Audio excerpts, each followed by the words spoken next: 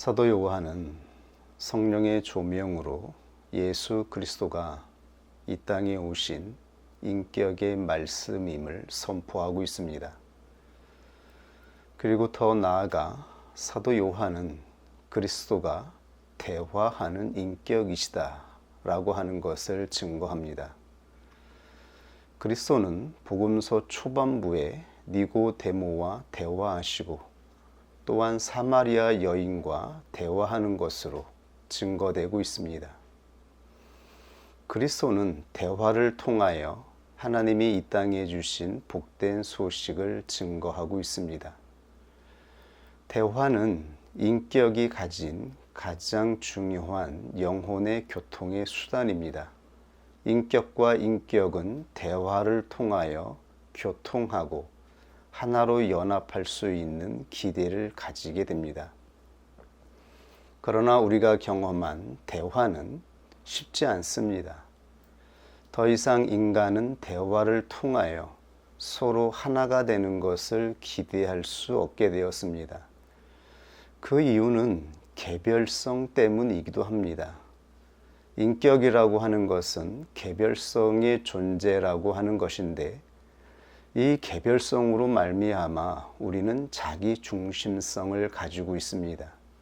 자기 중심성이 없으면 개별적인 존재가 될 수 없는 것이죠. 그런데 이 자기 중심성으로 인하여서 사람은 타인과 대화할 때에 자기의 중심으로 모든 것을 이해하고 또한 자기의 중심으로 대화를 이끌려고 하고 자기의 중심으로 관점을 가지기 때문에 이 대화를 통하여 하나가 되는 것이 불가능합니다. 그래서 하나님께서 이 인간에게 하나님의 법을 내려주셨던 것이죠. 오직 하나님의 법으로 인간은 자기의 가치관 그리고 자기 자신을 이루는 개별적인 성향을 다스릴 수 있고 멈출 수 있게 되었습니다. 이 하나님의 법으로만 인격과 인격이 하나로 연합할 수 있는 소망, 기대를 가지게 되었던 것이죠. 그런데 인간은 죄로 인하여서 타락하게 되었고 더 이상 하나님의 법이 우리의 중심성을 다스릴 수 없게 되었습니다. 하나님의 법이 상실되고 파괴된 것입니다. 그래서 하나님은 예수 그리스도를 이 땅에 보내어 주셔서 우리에게 이러한 인생, 우리의 상태를 구원할 수 있는 복된 복음의 소식을 전해 주셨던 것입니다. 예수 그리스도는 대화하는 인격으로 사람에게 다가가십니다. 니고데모와 대화하시고 사마리아 여인과 대화하십니다. 니고데모와 사마리아 여인은 그 당시 절대로 하나가 될 수 없는 구분된 계층, 절대로 하나가 될 수 없는 다른 인격을 대표하고 있습니다. 니고데모는 그 당시 제일 존경받던 최상의 지성을 대표하는 인격이었습니다. 사마리아 여인은 그 당시 가장 천대받던 최하층의 계층을 대표하고 있습니다. 그런데 그리스도는 사마리아 여인에게 다가가셔서 대화하십니다. 그리스도는 어떻게 이 대화를 이룰 수 있는 것일까요? 그리고 무엇을 위해서 예수 그리스도는 사마리아 여인에게 다가가신 것일까요? 그리고 사마리아 여인은 어떻게 예수 그리스도의 말씀을 받아들일 수 있게 되었을까요?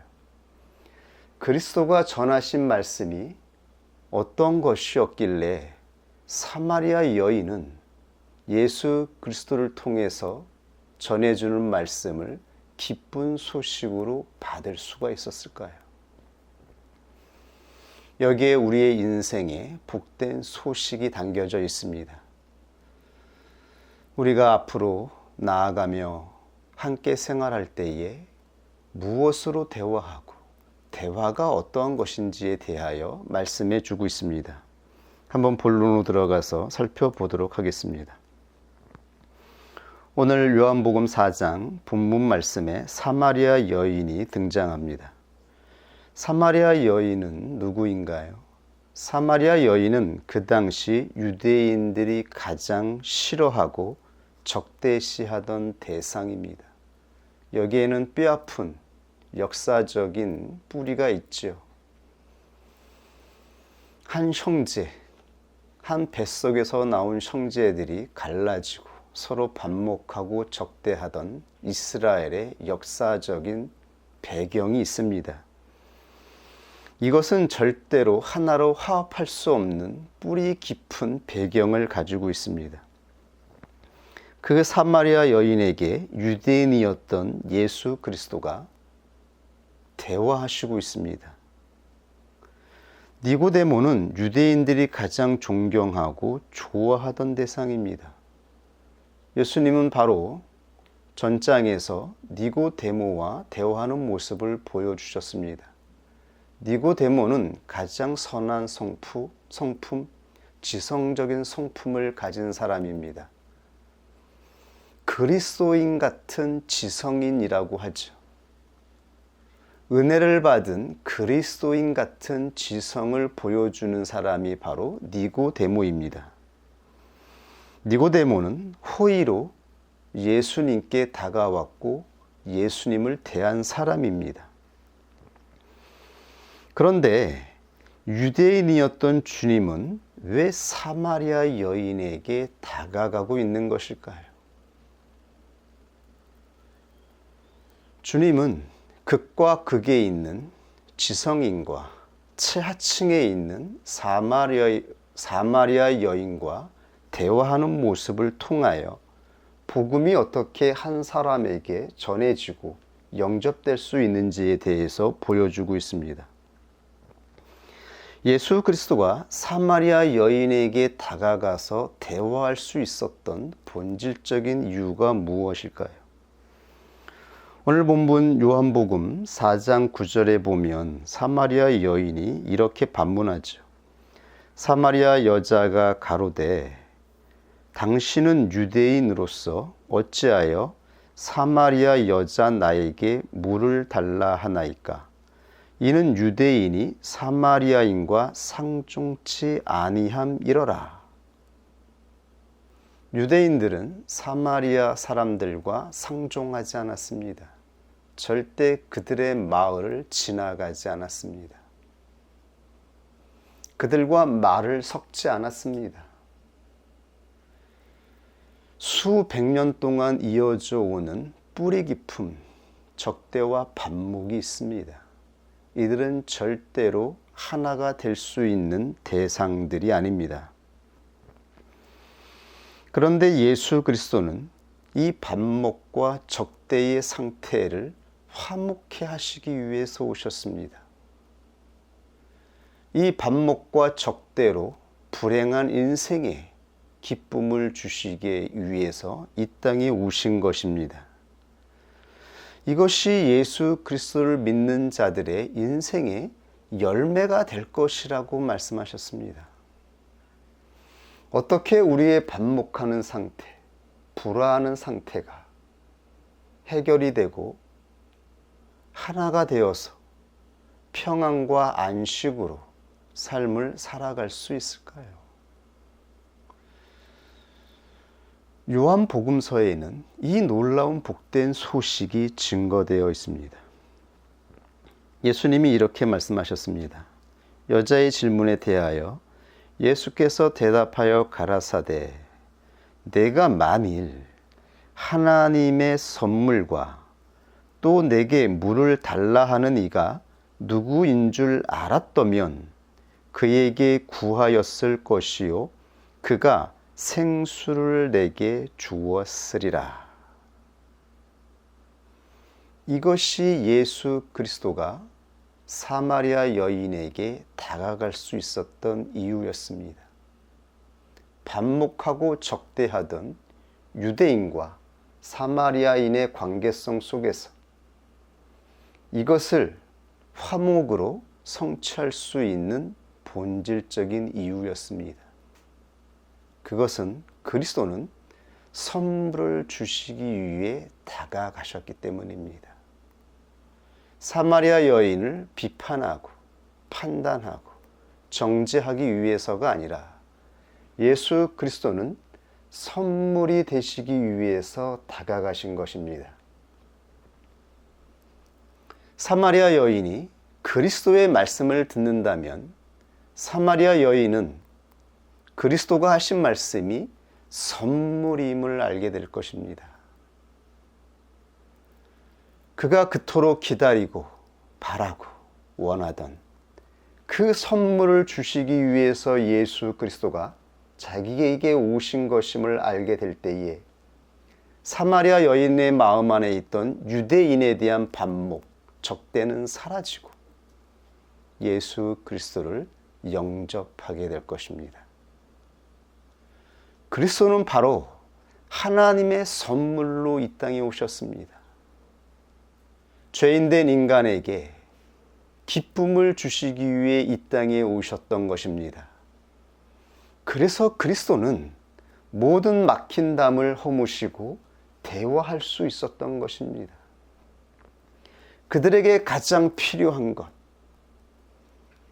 그들이 막혀있는 이 인생의 고통과 불행을 해결할 수 있는 선물을 가지고 오셨기 때문에 예수 그리스도는 니고데모와 대화하신 것이며, 그리고 사람들이 상대하지 않는 사마리아 여인과 대화하시기 위해서 일부러 사마리아 마을을 지나가고 있었던 것입니다.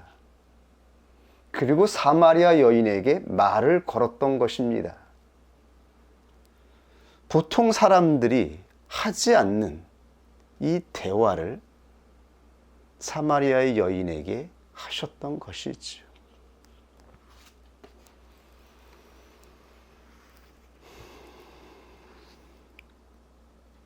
우리는 니고데모와 사마리아 여인과의 대화를 통하여 복음이 어떠한 상태의 선물로 전해지는지를 알게 됩니다.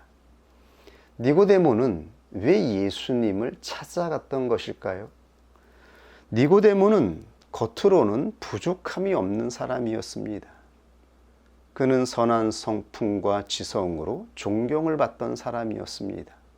사회적으로 그는 부족한 것이 없었습니다. 명예도 있었고 물질도 부족하지 않았습니다. 그런데 왜 니고데모는 밤에 예수 그리스도를 찾아가서 그리스도를 대면하였던 것인가요? 우리는 이 질문의 답을 알고 있습니다. 이것은 모든 인간이 가지고 있는 인생의 근원적인 문제이기 때문이죠.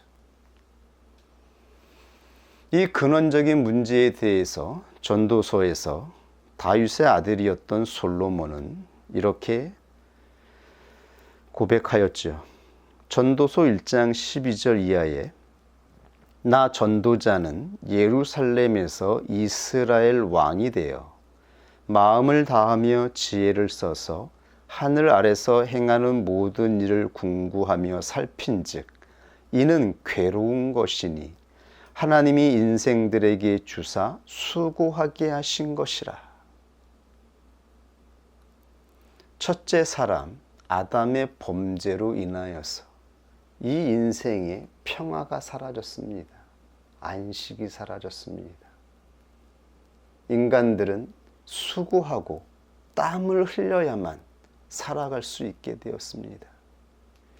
이 수고와 땀은 한순간으로 그치는 것이 아니라 죽을 때까지 반복되었습니다. 우리의 인생이 죄의 질서 가운데에 굴복하게 된 것입니다. 그러므로 아무리 많은 것을 수고하여 벌고 쌓아도 우리 인생의 평안과 화목은 이루어지지 않게 되었습니다. 이것이 바로 하나님의 뜻이었습니다. 죄로 인하여 범죄한 인간의 상태, 죄로 인하여 파괴된 인생에는 평안과 안식이 없다라고 하는 것을 하나님은 선언하였던 것이죠. 그대로의 상태를 인생들에게 보게 하신 것입니다. 죄 아래 놓인 인생이 어떠한지, 하나님의 법을 떠나 살아가는 이 인생의 고통과 괴로움이 무엇인지를 그대로 알게 하신 것입니다. 이것은 서민이나 천민이나 왕이나 부유한 자나 상관없이 모든 인생에 주어지는 고통의 본질이었던 것입니다.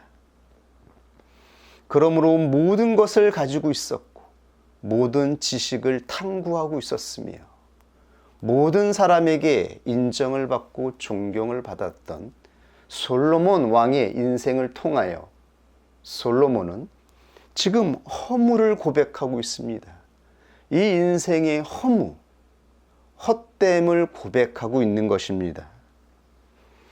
내가 해 아래서 행하는 모든 일을 본즉 다 헛되어, 즉 가치가 없다라고 하는 것이지, 무익하다라고 하는 것입니다.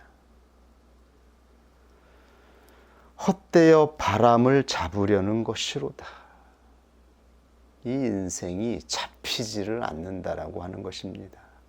아무리 잡으려고 해도, 잡아서 내 것으로 하려고 해도, 나의 소유가 되게 하려고 해도 이 인생이 잡히지 않는다라고 고백하고 있는 것이죠.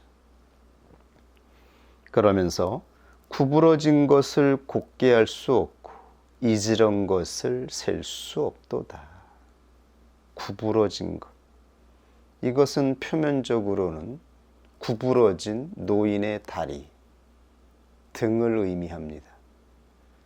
이 인생을 통하여 사람은 쇠퇴하고 등이 굽고 팔다리가 휘어집니다. 이것을 다시 펼 수 없습니다. 도덕적으로는 우리의 인생에서 경험한, 관계성에서 경험한 상처와 아픔, 괴로움들은 해결되지 않습니다. 대화를 통하여서 해결해 보고 싶지만 우리의 대화는 하나가 되는 것이 아니라 끊임없이 어긋나고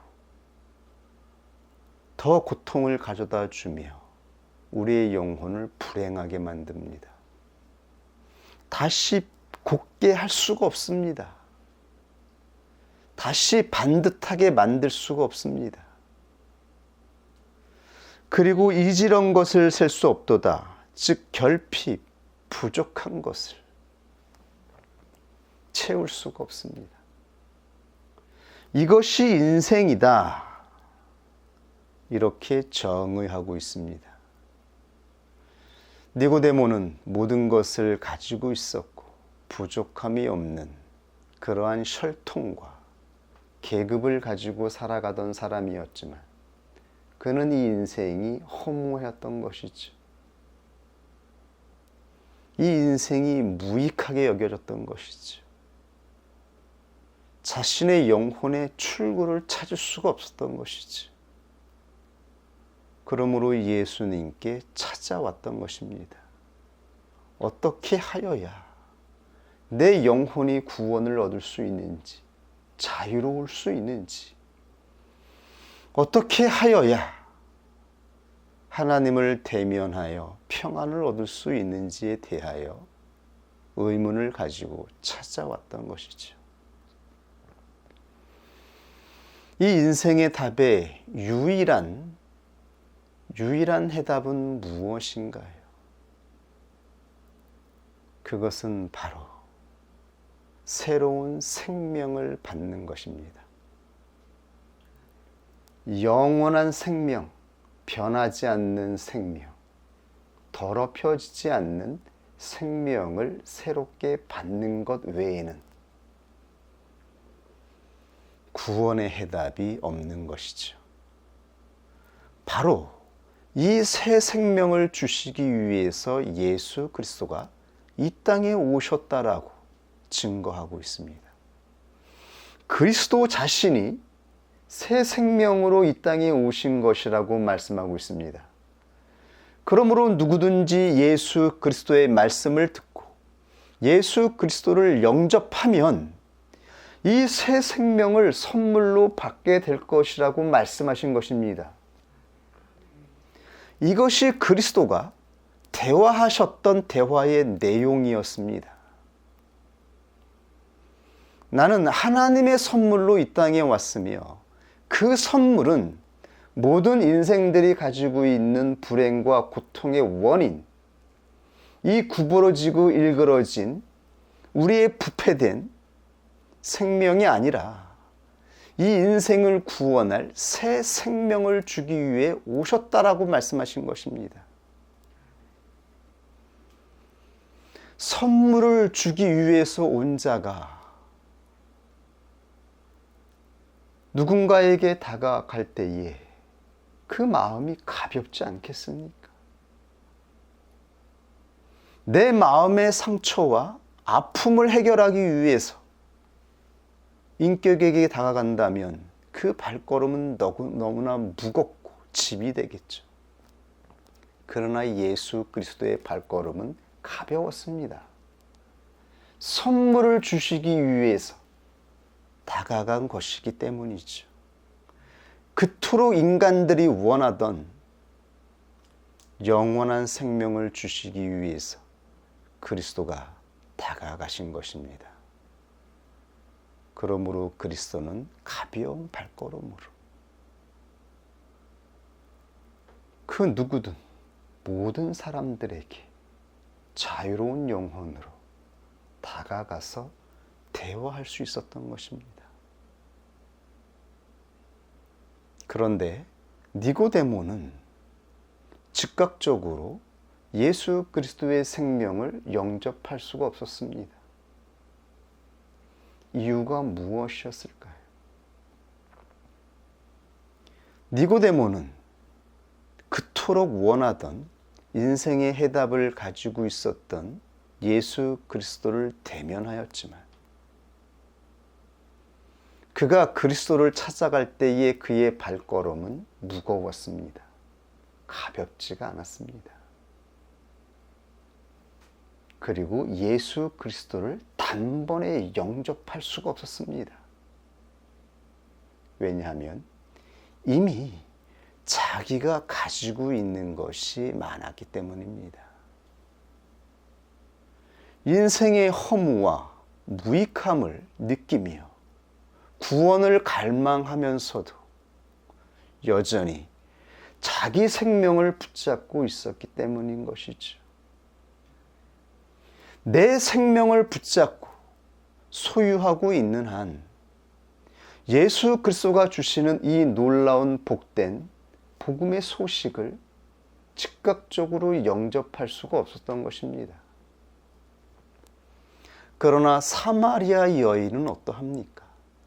사마리아 여인의 인생은 전부 파괴되고 엉망이 되고 그 자체로 모든 사람들의 경멸의 대상이었습니다. 사마리아 여인은 더 이상 자기 자신의 인생에 대하여 미련이 없는 여인이었습니다. 그러므로 주님께서 사마리아 여인에게 내가 주는 물을 먹으면 영원히 목마르지 아니할 것이라고 말씀하셨을 때에 사마리아 여인은 즉각적으로 이 물을 달라고 하였습니다. 여자가 가로되 주여 이런 물을 내게 주사 목마르지도 않고 또 여기 물길로 오지도 않게 하소서. 사마리아 여인은 예수 그리스도의 말씀을 즉각적으로 영접하였습니다. 예수 그리스도가 주시는 물이 어떠한 물인지 잘 알지 못하였지만 지식이 없고 지성적인 여인이 아니어서 이것저것을 다 합리적으로 생각하지는 못하였지만 사마리아 여인은 즉각적으로 예수 그리스도가 주시겠다라고 하는 물을 달라고 합니다. 나에게 주옵소서. 그 물을 나에게 주소서. 이것이 바로 예수 그리스도를 영접하였던 모든 영혼들의 상태였던 것이죠. 우리가 예수 그리스도를 영접할 때에 이렇게 가난하고 애통한 상태, 아무것도 없는 상태, 단지 선물만이 우리에게 우리의 인생을 구원할 수 있는 그러한 상태였을 때, 오직 선물로 주시는 것만 기대하고 있던 그때에 우리들은 예수 그리스도를 영접한 것입니다. 바로 이러한 자들에게 예수 그리스도는 찾아가신 것입니다. 복음은 바로 이러한 자들에게 영접되었다라고 말씀하고 있는 것입니다. 니고데모는 자기의 발걸음으로 찾아왔지만 그의 발걸음은 무거웠습니다. 여전히 자기의 인생에 대하여서 자기가 붙잡고 자기의 의지로 자기의 인생을 주장하던 그러한 발걸음으로 예수 그리스도를 찾아갔을 때에 그는 예수 그리스도를 영접할 수 없었습니다. 그러므로 그리스도는 복음의 소식을 영접할 수 있는 가난한 자들, 아무것도 없는 자들, 인생이 파괴된 자들, 선물을 기쁨으로 받을 수 있는 자들에게 찾아가신 것입니다. 그러므로 복음은 우리에게 찾아온 것입니다. 누군가를 통하여 복된 소식이 우리에게 들려진 것입니다. 그러므로 이 복음으로 구원을 받은 자들은 이 복음이 필요한 자들에게 찾아가는 것입니다. 그들은 다가올 수 없는 자들이기 때문입니다. 그들은 자기 중심성이 파괴된 자들입니다. 더 이상 관계성을 위해서 중심을 가지고 의지를 낼 수 있는 자들이 아닙니다.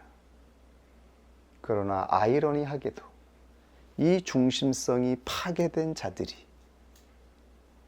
예수 그리스도를 영접하였음을 우리들에게 보여주고 있는 것입니다.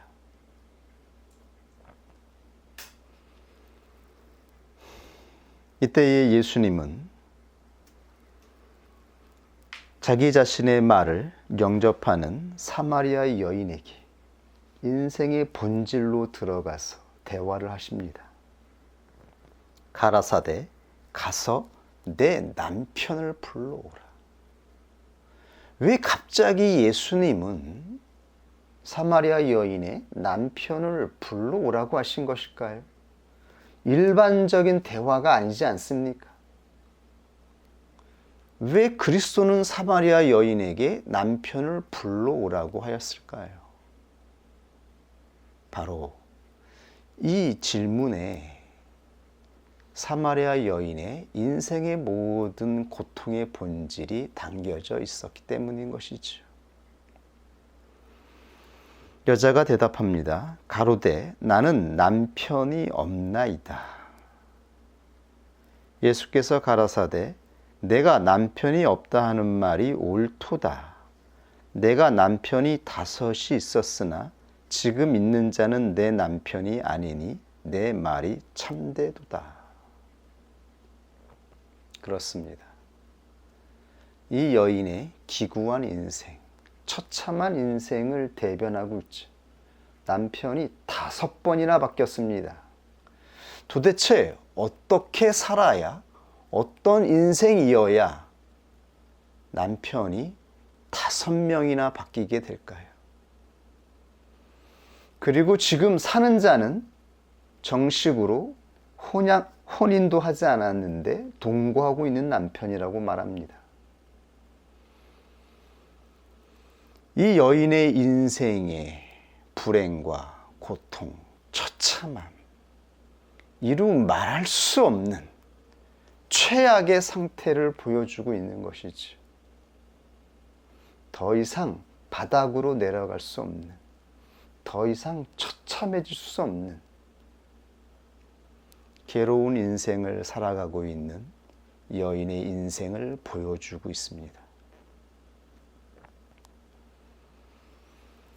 예수님은 바로 우리의 영혼의 본질, 인생의 본질을 바라보시면서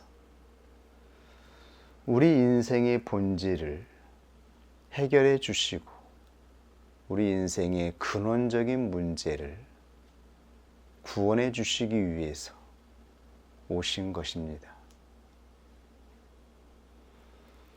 우리가 예수 그리스도를 영접하여 받은 구원은 우리 인생의 본질적인 문제, 근원적인 문제를 해결받은 것이지요. 이것이 그리스도가 이 땅에 오신 목적이었습니다.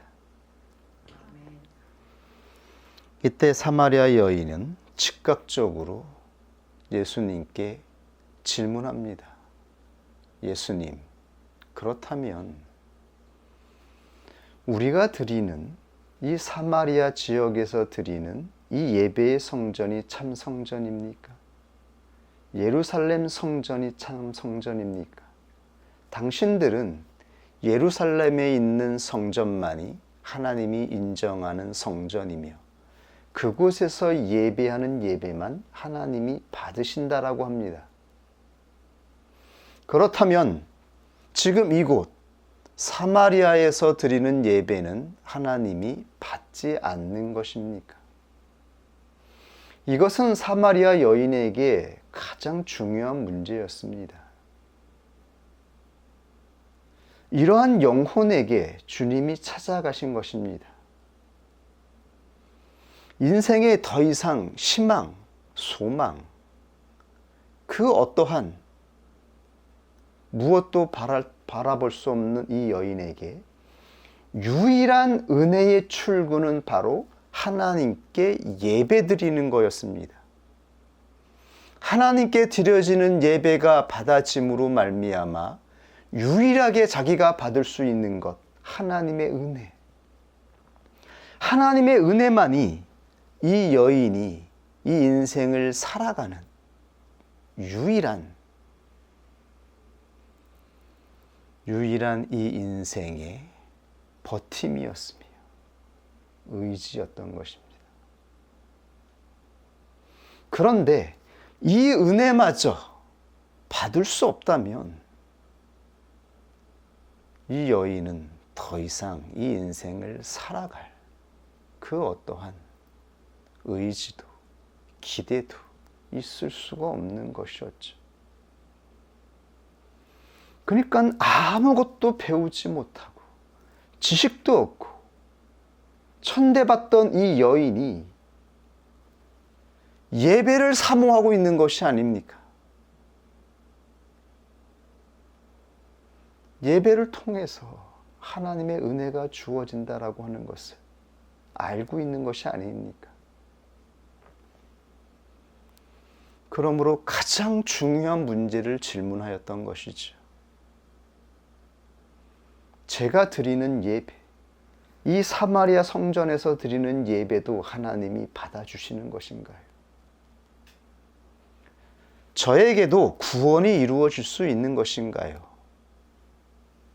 라고 질문하였던 것입니다. 그때 예수님이 이 여인에게 기쁜 소식을 전해주셨습니다. 하나님께 참으로 예배하는 자들은 신령과 진정으로 예배할 때가 오나니 곧 이때라. 아버지께서는 이렇게 자기에게 예배하는 자들을 찾으시느니라. 아멘.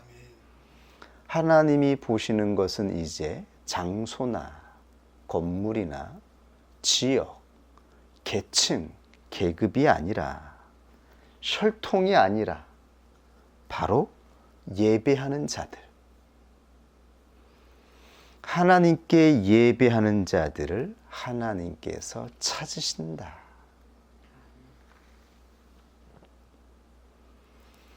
그러므로 이제 예배하는 자들은 신령과 진정으로 예배하느니라 말씀하였습니다. 하나님은 영이시니 예배하는 자가 신령과 진정으로 예배할지니라.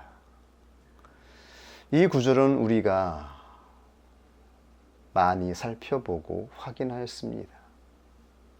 여기서 신령과 진정으로는 역격, 즉 인격으로라는 의미라고 말씀을 드렸죠.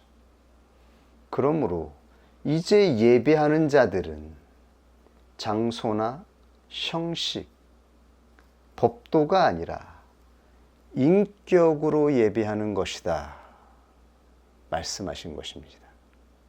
하나님은 영이시기 때문입니다. 여기서 영이라고 하는 말은 하나님은 인격이라는 말이라고 말씀을 드렸습니다. 하나님은 인격의 영이기 때문에 이제 예배하는 자는 신령과 진정으로 예배한다라고 말씀하신 것입니다. 장소가 중요한 것이 아니라, 규정이 중요한 것이 아니라 이제 인격으로 예배한다라고 말씀하셨습니다. 구체적으로는 신령과 진정으로. 신령은 하나님의 성령, 푸뉴마를 의미합니다. 그러므로 성령의 인격으로, 진정은 알레데이아, 진리라고 말씀을 드렸죠. 진리의 인격으로 예배하는 것입니다. 성령의 인격과 진리의 인격으로 예배한다라고 말씀하였습니다. 이 말이 어떠한 말입니까? 하나님의 성령의 인격으로 예배하는 것은 무엇이며 진리의 인격으로 예배한다라는 말은 무슨 의미입니까? 요한복음 1장에서 하나님은 말씀이시다, 즉 로고스이다라고 선언되었습니다. 그런데 로고스가 육신이 되어 이 땅에 왔다라고 말씀하셨습니다. 그러므로 진리는 로고스가 현실로 온 것을 의미합니다. 로고스가 현실로 육신을 입고 이 땅에 왔을 때에 그 실상은 바로 예수 그리스도의 인격이었습니다.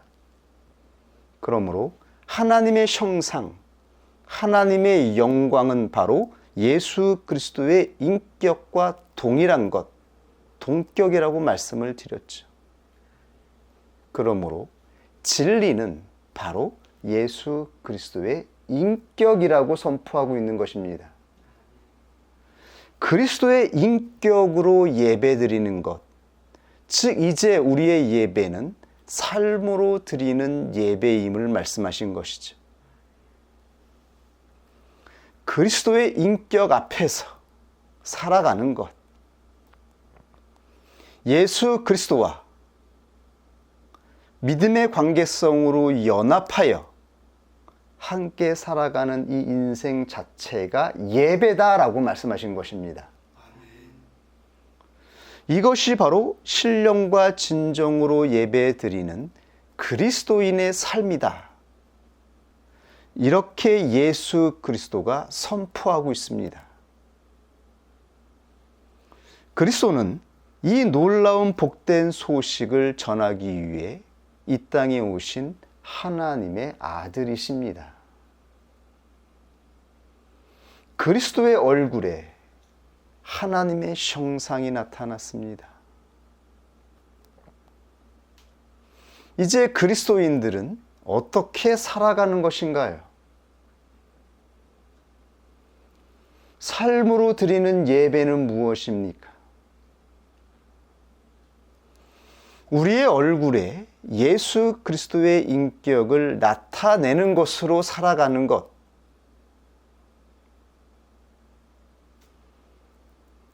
그것이 하나님의 성령의 인격으로, 예수 그리스도의 인격으로 살아가는 삶인 것입니다.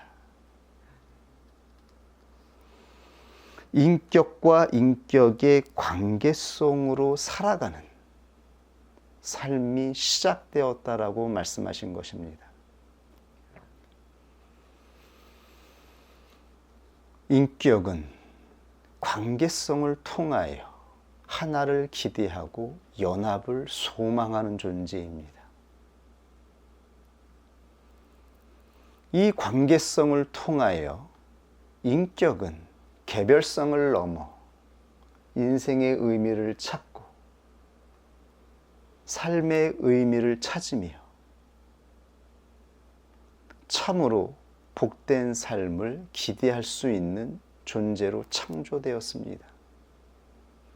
그러나 죄로 인하여서 더 이상 우리의 자기 중심성은 멈추지 않고 다스림을 받지 못하게 되었습니다. 우리는 자기 중심성을 가지고 있는 개별적인 존재이지만 하나님이 창조한 인격과 관계성으로 연합하는 존재로 창조되었습니다.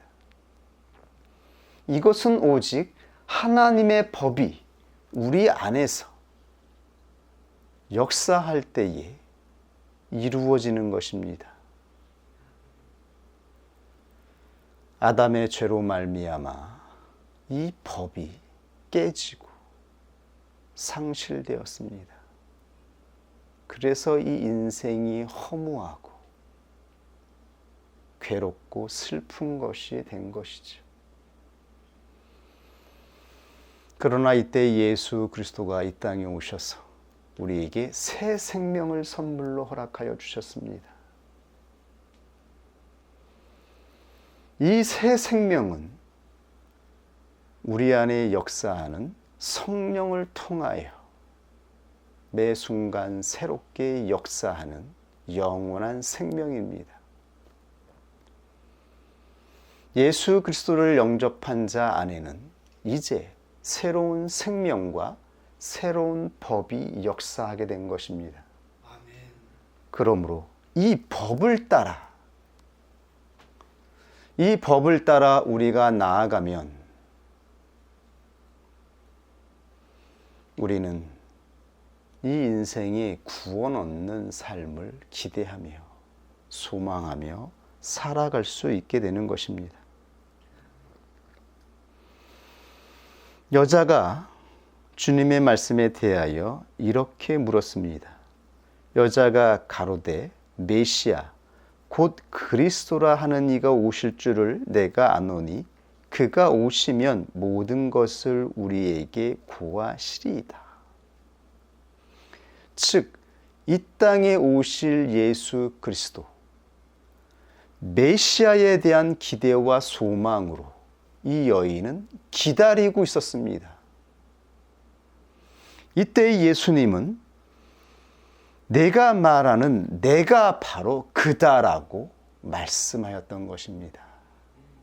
내가 바로 너희들이 기다리던 유일한 구원의 희망,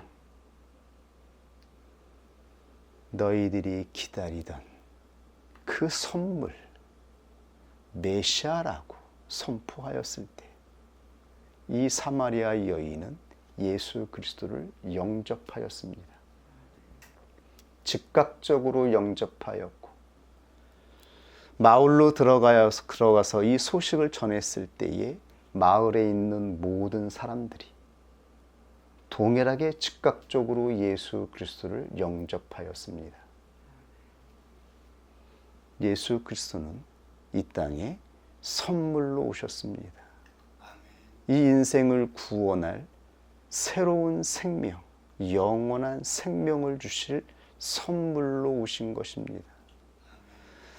그러므로 이제 우리는 이 선물을 받은 자로 살아가는 것입니다. 이 선물을 받은 자로서, 그리고 이 선물을 가진 자로서 이 기쁜 소식을 전하는 자로 살아가라고 말씀하여 주셨습니다. 이제 우리의 인생은 선물이 되었으며 기념이 되었습니다.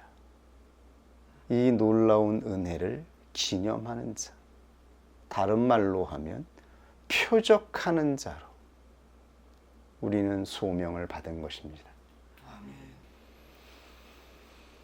이 선물로 우리가 살아갈 수 있기를 원합니다.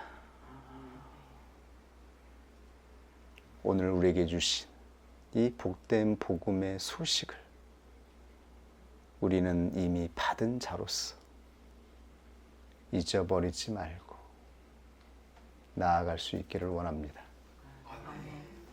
우리 오늘 하나님이 주신 말씀 앞에 함께 기도하겠습니다.